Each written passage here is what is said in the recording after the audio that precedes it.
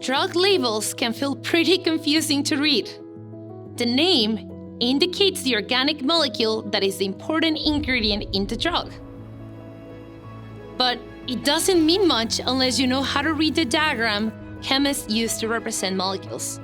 Fortunately, I'm here to help you learn how to do it. Let's try and make sense of the packaging. Esto es Real Chem.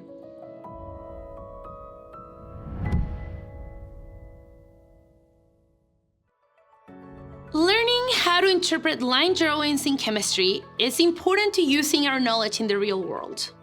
Line drawings are a convenient way to represent the type of information we get from Lewis structures and Vesper theory. So there is nothing here that goes beyond what we've already learned. It's just a different way of representing that same information. Line drawings make it easier to show the chemical structure of a molecule, especially for drugs and other organic molecules that have lots of atoms. Exploremos.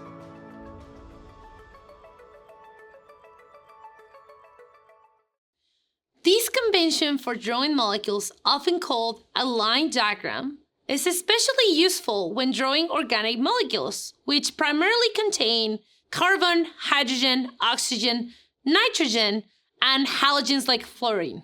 The convention assumes that the connection between two lines is a carbon. If we were to label the carbons, it will quickly start to look pretty busy.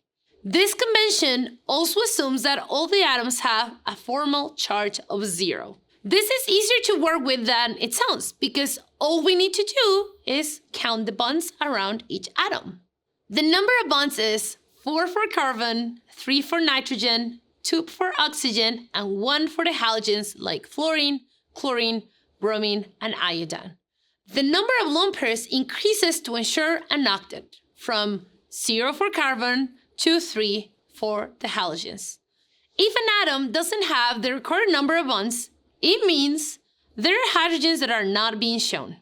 Let's start with the carbons and add single bonds of hydrogen until each carbon has 4 bonds. This carbon shows only 1 bond, so it gets 3 hydrogens.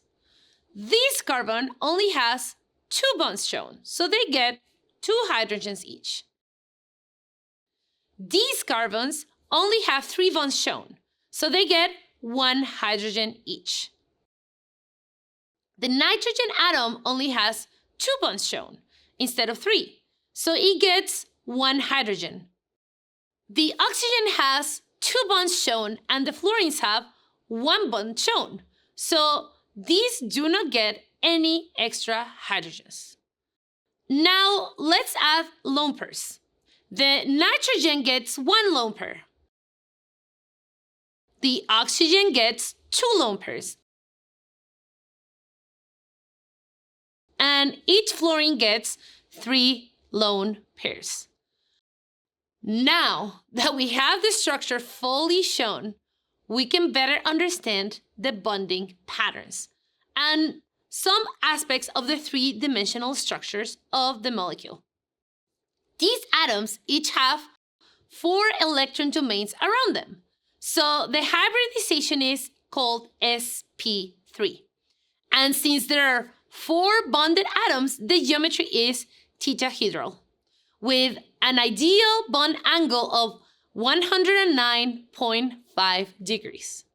This atom has 4 electron domains around it, so the hybridization is sp3. And since there are 3 bonded atoms, the geometry is trigonal pyramidal, with an ideal bond angle of 109.5 degrees. This atom has 4 electron domains around it, so the hybridization is sp3. And since there are 2 bonded atoms, the geometry is bent, with an ideal bond angle of 109.5 degrees. These atoms each have 3 electron domains around them, so their hybridization is sp2. And since there are 3 bonded atoms, the geometry is trigonal planar, with an ideal bond angle of 120 degrees. So next time you run into a drug label that feels a little bit confusing, take your time to decrypt what it's telling you.